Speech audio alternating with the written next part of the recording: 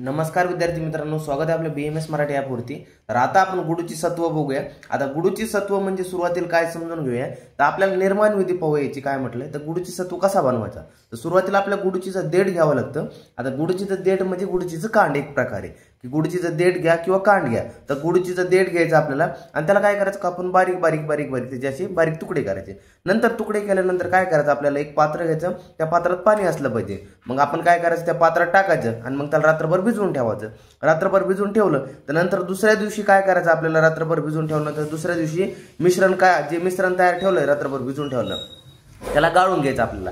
त्याला गाळून घेतलं, मग गाळून घेतल्यानंतर काय होईल, तर जे आपलं हे असेल, आता गाळून घेतलं आपण नॉर्मली जो मोठा मोठा पार्ट असेल तो जे आपण तुकडे केला तो वस्त्राच्या वर राहील, आपण तो काढून टाकला बाजूला। नंतर तुम्हाला पूर्ण कंटेंट भेटेल, की काय भेटेल, एक म्हणजे समजा एक पात्र भेटेल, त्याच्या वर पाणी भेटेल आणि त्याच्या बुडाशी तळाला काहीतरी साचलेलं भेटेल। मग तुम्हाला असं भेटलं, त्यानंतर जे वर तुम्हाला तरंगलेलं जे पाणी भेटलं तर ते तुम्हाला काढून टाकायचंय आणि जे बुडाशी साचलेलं आहे ते तुम्हाला घ्यायचंय। असं घेतलं तुम्ही की वरचं काढून टाकलं आणि बुडाशी साचलेलं घेतलं, त्यानंतर तुम्हाला काय करायचं, त्यामध्ये 21 वेळा पाणी टाकायचं। म्हणजे पहिल्या वेळ टाकलं म्हणजे 21 वेळा धुवून घ्यायचं एक प्रकारे। पहिल्या वेळ टाकलं, मग त्याच्यानंतर वर जे तरंगलं ते काढून टाकलं, डबल दुसऱ्या वेळेस पाणी टाकलं, त्याच्या वर जे तरंगलं ते काढून टाकलं, तिसऱ्या वेळेस पाणी टाकलं, डबल काय झालं, वर जे तरंगलं त्यानंतर खाली जे राहिलं ते खालचं आपलं मेन कंटेंट वर जे राहिलं काढून टाकलं। चौथ्या वेळेस घेतलं डबल, म्हणजे त्याला धुणं म्हणतो आपण। चौथ्या वेळेस घेतलं, त्यात पाणी टाकलं, त्यानंतर जे वर तरंगलं ते काढून टाकलं, ते झालं आपलं चौथ्या वेळेस धुणं। नंतर 5व्या वेळेस घेतलं, त्यात पाणी टाकलं, जे वर राहिलं ते काढून टाकलं। असं टोटल 21 वेळा केलं, म्हणजे आपण धुवून घेतलं त्याला।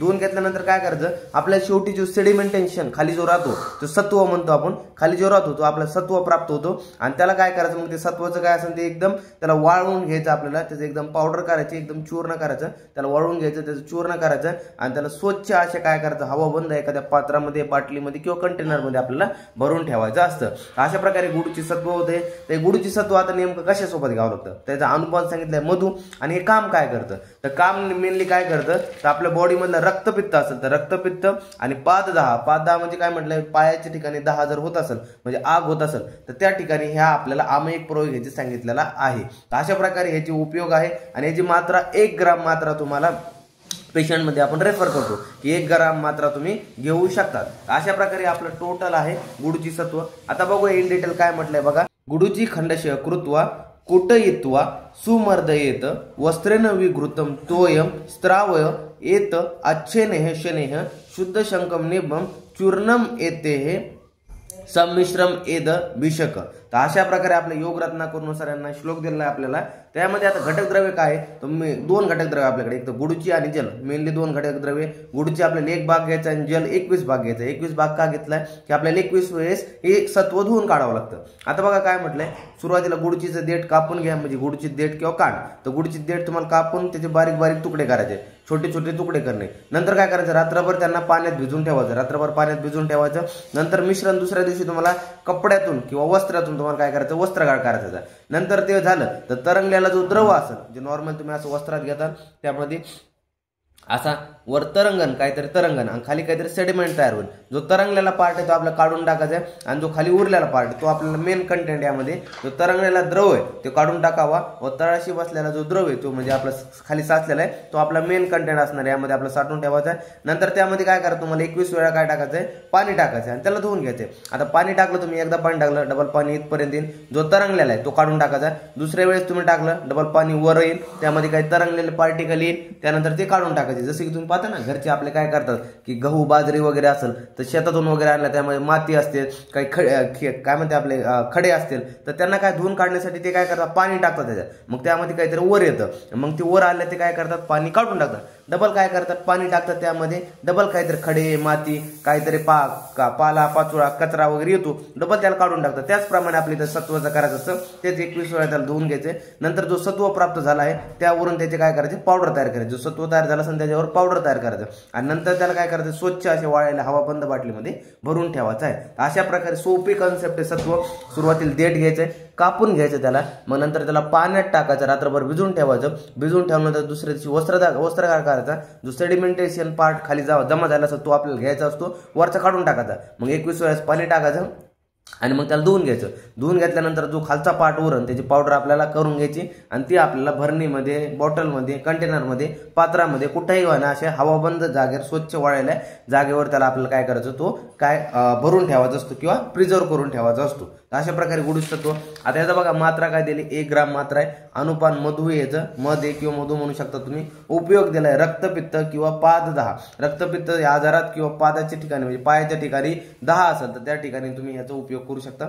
आता फार्माकोडायनॅमिक्स बघा पेपरमध्ये जर पॉईंट आला हा, तर पहिले दिले इम्युनोमॉड्युलेटरी इफेक्ट आणि दुसरे दिले अँटी इन्फ्लामेटरी आणि अँटीपायरेटिक इफेक्ट. आता इम्युनोमॉड्युलेटरी इफेक्ट म्हणजे काय होणार, बॉडीमध्ये इम्युनिटी वाढणं. तर गुडची यामध्ये मेन कंटेंट आहे, तर गुडची यावरती मेन ऍक्शन करणार. तर गुडची content active components like tinosporin, tinosporide and cordifolioside. तर यामध्ये गुडची मध्ये 3 मेन कंटेंट यामध्ये ऍक्टिव्ह कॉन्स्टिट्यूएंट आहे.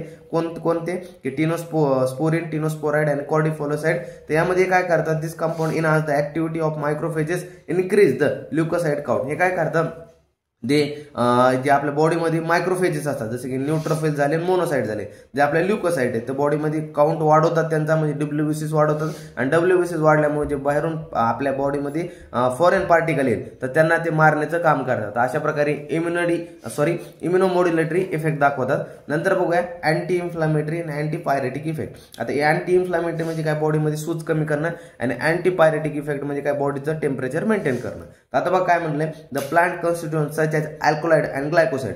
तर हे जे आपले गुडची यामध्ये अल्कोलाइड आणि ग्लायकोसाइड आपल्याला पाहायला मिळतात. इनलीज the synthesis of pro inflammatory cytokines and prostaglandin. तर हे काय करतात, इनिबिट करतात जे सिंथेसिस असतात प्रो इन्फ्लामेटरी, जे आपल्या बॉडीमध्ये सायटोकाइन्स आणि प्रोस्टाग्लॅन्डिन असतात, जे बॉडीमध्ये हे जे काय म्हणतात कॉन्स्टिट्यूएंट आहेत, तर हे बॉडीमधले काय करतात, सूज तयार करतात बॉडीमध्ये. तर ह्यांना इनिबिट करण्याचं काम हे कोण करतं, आपली गुडची करते. त्यामुळे बॉडीमध्ये अँटी इन्फ्लामेटरी इफेक्ट दाखवतो. त्यासोबत अँटीपायरेटिक इफेक्ट म्हणजे बॉडीमध्ये टेम्परेचर मेंटेन करण्याचं काम हे सुद्धा गुडची करते. नंतर बघा काय म्हटलंय, आता त्याला हिपॅटो प्रोटेक्टिव्ह इफेक्ट. आता हिपॅटो प्रोटेक्टिव्ह इफेक्ट म्हणजे काय, हिपॅटो म्हणजे आपलं असतं लिव्हर. लिव्हरला काय करायचं, प्रोटेक्शन द्यायचं. तर काय होणार, गुडची लिव्हरला प्रोटेक्शन देण्याचं काम करतं. तर बघा गुडची content hepato protective compound that enhance the liver function. तर गुडची कंटेंट हिपॅटो प्रोटेक्टिव्ह कंपाऊंड असतात, हिपॅटो प्रोटेक्टिव्ह कंपाऊंड असते गुडचीमध्ये. ते काय करतात, लिव्हर फंक्शनला वाढवतात. नंतर protect against the liver damage by the scavenging free radical. म्हणजे काय म्हटलंय, जे बाहेरून आपल्या फ्री रॅडिकल बॉडीमध्ये येतात तर त्यांच्या विरुद्ध सैनिकाप्रमाणे बॉडीमध्ये काम करतो गुडची जे कंटेंट. त्यामुळे काय होतं, लिव्हर डॅमेज होऊन देत नाही, लिव्हरला प्रोटेक्ट करण्याचं काम हे गुडची जे कंपाऊंड करतात किंवा पार्टिकल्स करतात, कॉन्स्टिट्यूएंट करतात. नंतर बघा अँटी ऑक्सिडंट इफेक्ट. आता अँटी ऑक्सिडंट इफेक्ट म्हणजे काय म्हटलंय, की बॉडीमध्ये काय करणं, एक प्रकारे जे बाहेरून फ्री रॅडिकल आले असतील म्हणजे की बॅक्टेरिया असू द्या, व्हायरस असू द्या, तर त्यांना न्यूट्रलाइज करण्याचं काम कोण करतं, गुडची जे कंपाऊंड करतं. तर न्यूट्रलाइज म्हणजे काय सर, तर न्यूट्रलाइज म्हणजे काय करणं, त्यांना मारण्याचं काम तर हे कोण करतात, गुडची जे कंपाऊंड करतात. तर बघा काय म्हटलंय, the presence of antioxidant like flavonoid and polyphenols in गुडची help in neutralize free radical.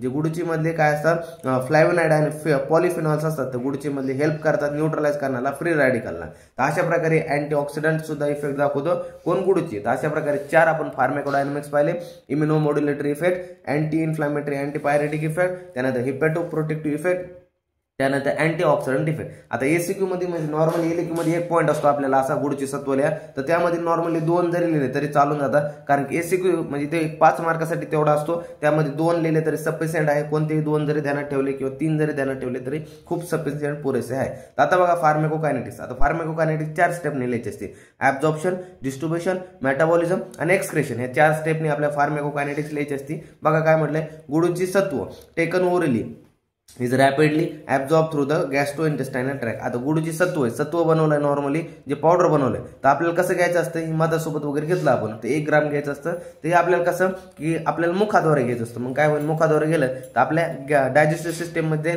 मग आपल्या इंटेस्टाइन मध्ये, मग इंटेस्टाइन मध्ये गेलं तर गॅस्ट्रो इंटेस्टाइनल जो ट्रॅक्ट आहे आपला, तर ट्रॅक्ट थ्रू काय होईल, डायरेक्ट ऍब्झॉर्ब केलं जाईल, तर रॅपिडली ऍब्झॉर्ब होईल. आता नॉर्मली तुम्हाला मध्ये जेवढं काय म्हणतात पावडर फॉर्म मध्ये जेवढं काही द्रव्य असतील, जेवढे काही आपले ड्रग्स असतील, तर तेवढे लवकर जास्त ते ॲब्झॉर्ब होतात. नॉर्मली तुम्ही पाहिलं असेल लहान बाळामध्ये काय करतात की डॉक्टर वगैरे म्हणतात की गोळी असते आपली टॅबलेट असते तर ती काय करा पाण्यामध्ये विरघळून द्या. आता पाण्यामध्ये विरघळून दिलं तर काय होतं नॉर्मली रॅपिड काय होतं त्याचा ॲब्झॉर्ब होतं. त्यामुळे जेवढं काही सत्व फॉर्ममध्ये असतात हे गुडची सत्व वगैरे तेवढे लवकर काय होतात लवकर ॲब्झॉर्ब बॉडीमध्ये होतात. नंतर बघा डिस्ट्रीब्युशन. आता डिस्ट्रीब्युशन म्हणजे काय म्हटलंय once absorb the active compound constituent of गुडची distributed throughout the body via blood stream. एकदा जर ॲब्झॉर्ब झाले ते ऍक्टिव्ह कंपाऊंड बॉडीमध्ये तर ते पूर्ण बॉडीमध्ये प्रसार होतात व्हाया ब्लड स्ट्रीम रक्तामध्ये मिश्रित होतं आणि पूर्ण बॉडीमध्ये प्रसार होऊन जातात. नंतर बघा काय म्हटलं मेटाबॉलिझम. आता मेटाबॉलिझम मध्ये काय म्हटलंय कुठं याचं मेटाबॉलाइज होतं तर गुडची active compound are primary metabolize in the liver.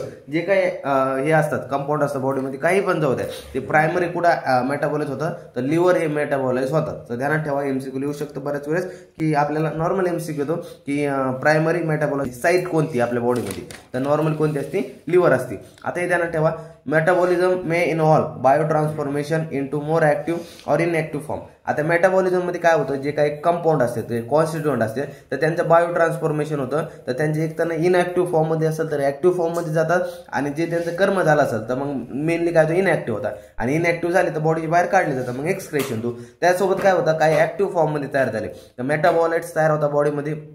ते मेटाबॉलाइट्स काय करतात आपापलं कर्म करतात म्हणजे यूज दाखवतात इफेक्ट दाखवतात. इफेक्ट झाल्यानंतर बॉडीच्या बाहेर काही कामच नाही राहिले तर एक्सक्रेशन थ्रू मेटाबॉलाइट्स काढले जातात.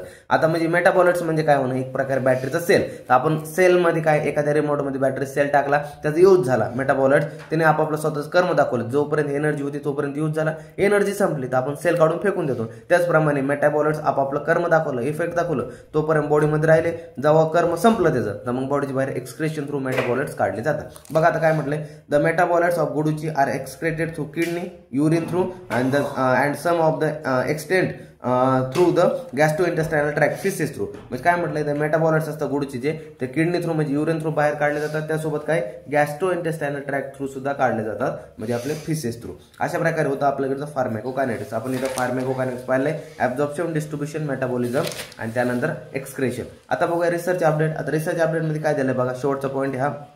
आता ध्यानात ठेवा की quality of control evolution of गुडूची सत्व. आता काय म्हटलंय क्वालिटी ऑफ कंट्रोल गुडूची इव्होल्युशन सत्व. आता नॉर्मली काय झालं एक 15 बॅचेस केल्या होत्या आणि त्या 15 बॅचेस मध्ये काय केलं होतं गुडूची सत्व त्यांना दिलं होतं 3.8 ग्राम गुडूची सत्व दिलं होतं आणि त्यामध्ये त्यांना पाहायला लावलं होतं की यामध्ये कंटेंट कोणकोणते. तर त्यांनी काय केलं सगळ्यांनी पाहिलं त्यांना एक असं पाहायला मिळालं की 0.31% काय मिळालं अल्केलॉइड्स कार्बोहायड्रेट्स आणि स्टार्च हे 3 जे कंपाऊंड आहे हे त्यांना गुडची सत्वमध्ये खूप प्रमाणात पाहायला मिळाले. म्हणजे 0.31% यांना गुडची सत्वमध्ये हे सगळं पाहायला मिळालं. त्यासोबत यांना कोणतेही हेवी मेटल्स यामध्ये कुठेही पाहायला मिळालं नाही.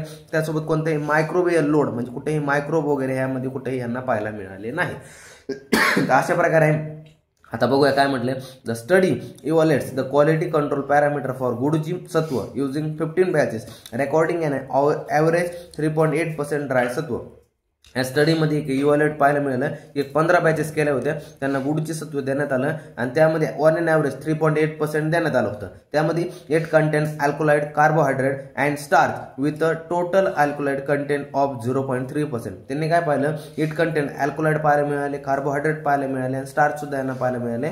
त्यामध्ये त्यांना टोटल कंटेंट मध्ये 3.1% जो काही आपला 3.8% होतं त्याच्या 0.31% आपल्याला एवढे अल्कलॉइड कार्बोहायड्रेट आणि स्टार्च यामध्ये पाहायला मिळाले. त्यानंतर काय म्हटलं no heavy metal or microwave load were detected establishing this observation as a standard for further सत्व स्टडी. त्यामध्ये कोणताही हेवी मेटल त्यांना पाहायला मिळालं नाही. त्यासोबत मायक्रोवेव्ह कोणतंही त्यांना पाहायला मिळालं नाही. अशा प्रकारे टोटल ऑब्झर्वेशन झालं होतं हे गुडची सत्ववरती. तर अशा प्रकारे रिसर्च अपडेट पेपरमध्ये विचारलं तर जात नाही.